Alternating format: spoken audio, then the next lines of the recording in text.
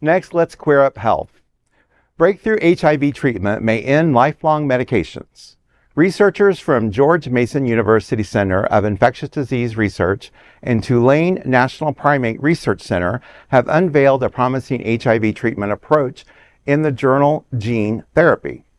Led by Yuntao Wu, CIDR study developed an innovative HIV-like virus particle called the HIV Rev-dependent lentiviral vector, which could potentially eliminate the need for lifelong antiretroviral therapy, ART. Currently, ART effectively blocks HIV but cannot eradicate the virus's reservoirs in immune cells. Wu's team has created a vector that uses an HIV protein, Rev, to selectively target and activate therapeutic genes in these reservoirs.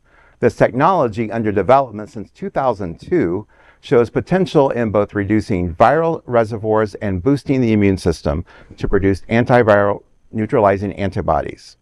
Collaborating scientists at Tulane tested the approach on monkeys with a SIV-BAC239, a virus similar to HIV. Results showed a significant reduction in virus levels, with some causes remaining undetectable for over 2 years after stopping ART.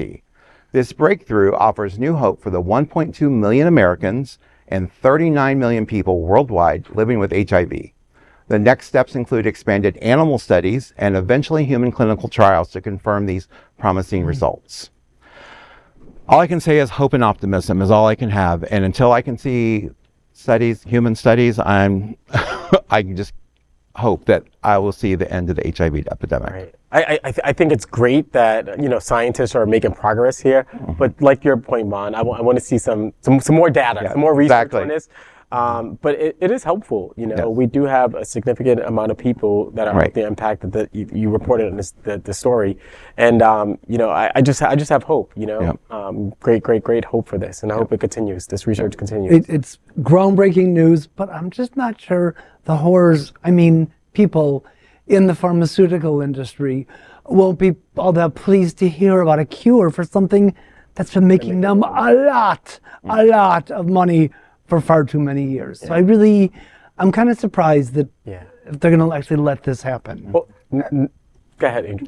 No, I was just going to piggyback off what he's saying and just kind of sort of agree and say, I'm like, come on, you have people that have HIV and they're on medication to suppress their viral loads and keep them healthy.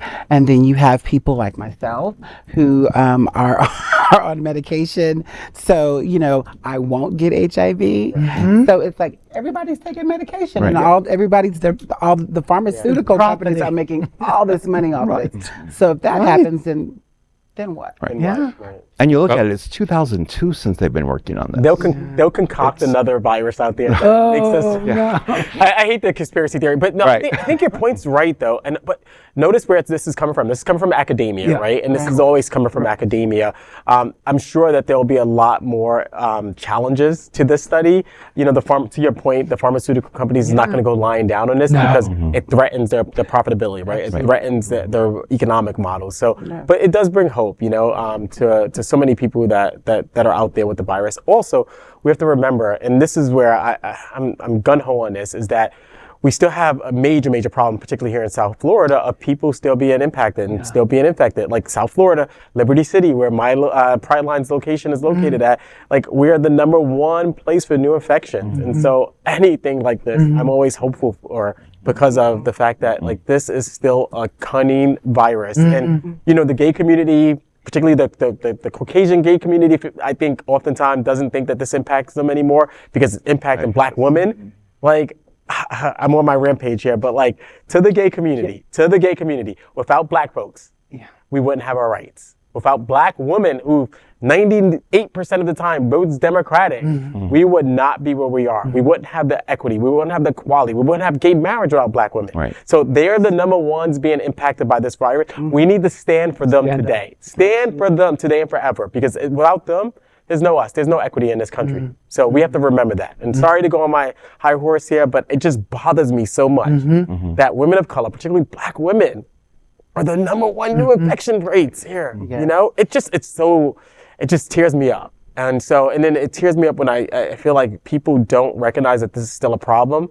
And to points earlier, Michael, you were making, I hooked up with this one 2 hours ago. I hooked up. Like, we just go on with our lives. Like, this thing doesn't still exist, It's so just true. bothersome. Well, I appreciate the rampage, especially as a Broward County ending the HIV epidemic.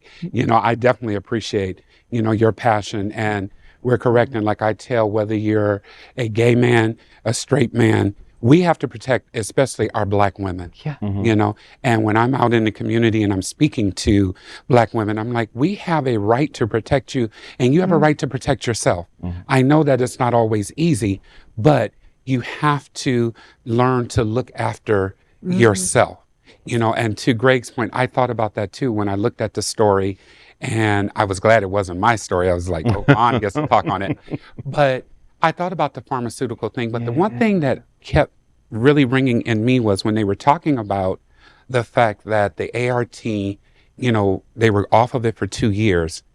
In my mind, I'm thinking that even though they're doing genotherapy, they're still using HIV drugs, because you still have to have that component going to get it to where, they are at right now. So to everyone's point, yes, there is hope.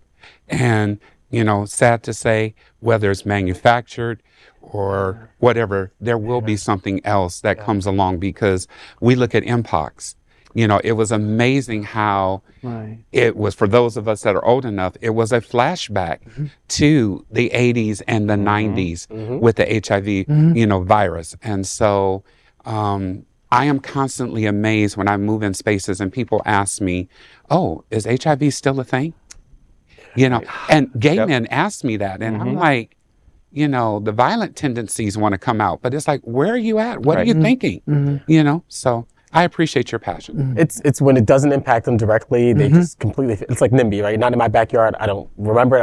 I don't realize it. I don't remember the impact that it's had, but it's had a significant impact on the gay community, but now today, a more significant on the Black and brown community. And I'm all about protecting my woman. Because I love my mama, love my sisters, right? And I love Black women.